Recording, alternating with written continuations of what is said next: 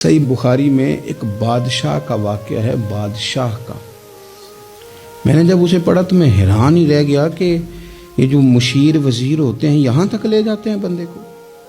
ہمارے ایک وزیر صاحب نے تھوڑے دن پہلے کہا ہے بیچارے نا خبروں میں رہنے کے لیے اس طرح کی شرارتیں کرتے ہیں۔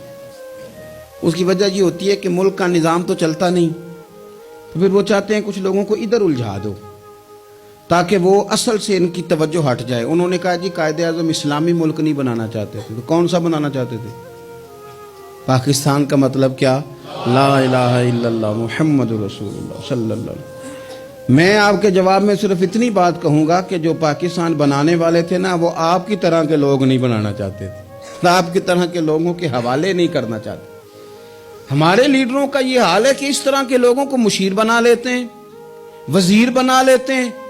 یہ کتنی رکاوٹ پیدا کرتے ہیں، کتنی تباہی کرتے ہیں۔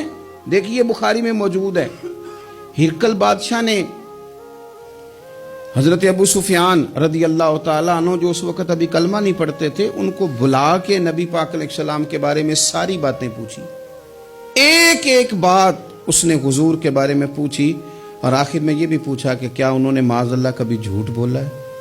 تو ابو سفیان کہنے لگے نہیں، قربان جاؤں میری مخالفت اپنی جگہ پہ، لیکن وہ میرے سامنے پیدا ہوئے ہیں، 40 سال کی عمر میں اعلان نبوت کیا ہے، ان کی گود میں بیٹیاں کھیلتے میں نے دیکھی ہیں، ان کے مقدس بال میرے سامنے سفید ہوئے ہیں، محبوب نے جب بھی بولا حق اور سچی بولا ہے۔ اس کی نا طبیعت میں دین اتر گیا بادشاہ کی۔ اس نے اس کے جواب میں بڑا خوبصورت جملہ کہا، کہنے لگا جس نے بندوں سے کبھی جھوٹ نہیں بولا وہ یہ جھوٹ کیوں بولیں گے کہ میں اللہ کا رسول بن کے آیا۔ اس کی طبیعت تسلیم کر گئی کہ نبی پاک علیہ الصلوۃ والسلام سچے اور آخری نبی ہیں، اور اس نے اظہار بھی کیا، کہنے لگا مجھے یہ تو امید تھی کہ اللہ کے آخری محبوب علیہ السلام اپنی شانوں، عظمتوں، رفعتوں، بلندیوں سمیت تشریف لانے والے ہیں، پر یہ نہیں پتا تھا کہ وہ اہل عرب میں سے آئیں گے۔ اس نے کہا میں جلدی سے حاضر ہو کے نا حضور کی اطاعت قبول کرتا ہوں۔ لیکن بادشاہ تھا نا،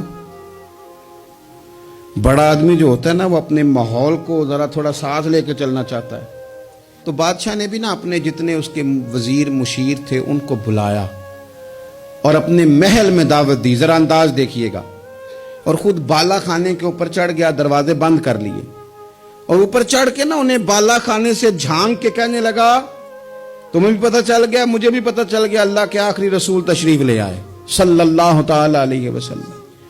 اب میرا خیال ہے کہ ہماری اور تمہاری بہتری اور بقا اسی میں ہے کہ ہم بیٹھے نہ رہیں، جلدی سے جا کے محبوب پاک کے دامن کو تھام لیں، حضور کی فرما برداری قبول کر لیں۔ اب جب بادشاہ نے یہ بات کی تو وہ جو وزیر تھے، مشیر تھے، ان کی حالت اتنی خطرناک ہو گئی کہ وہ تو دروازوں کی طرف دوڑے کہ کھولیں گے اور نوچ لیں گے بادشاہ کو۔ یہ کیا کہہ رہا ہے معاذ اللہ؟ اس قدر زیادہ ان لوگوں نے اظہار کیا استغفر اللہ معاذ اللہ دین سے دوری کا۔ جب بادشاہ نے یہ کیفیت دیکھی نا، اوہو، بندے دیکھ کے رب رسول سے دور رہ گیا، کہنے لگا نہیں نہیں بھائی، نہیں، میں تو صرف تمہیں آزما ہی رہا تھا کہ تم اپنے دین کے ساتھ کتنے پختہ ہو۔ ہم نہیں کہیں بھی جا رہے، ہم یہیں رہیں گے، یہی ہمارا دین رہے گا۔ ان وزیروں نے، مشیروں نے، دوستوں نے، قریبی لوگوں نے رسول اللہ کی غلامی میں نہیں آنے دیا۔ اتنا برا اثر کرتے ہیں یہ مشیر وزیر، اتنا خوفناک حال کر دیتے ہیں انسان کا قریب رہنے والے لوگ کہ سامنے کرم کا دریا بہہ رہا تھا، لیکن اس کی بدقسمتی دیکھو، وہ دور اس لیے رہ گیا کہ اس کے دوست ٹھیک نہیں تھے، مشورہ دینے والے ٹھیک نہیں تھے، قریب رہنے والے ٹھیک نہیں، یہ دور رہ گیا، اور نجاشی کلمہ پڑھ کے محبوب کا مسلمان ہو گیا۔ اور حضرت عائشہ صدیقہ فرمایا کرتی تھی نجاشی وہ خوش قسمت مسلمان ہے کہ جب وہ دنیا سے گیا تو اس کی قبر سے بھی نور نکلا کرتا تھا۔ اس نے نہیں بادشاہ دیکھی، غلامی کی رسول کریم، اور اس نے اپنے مشیروں پر، لوگ تو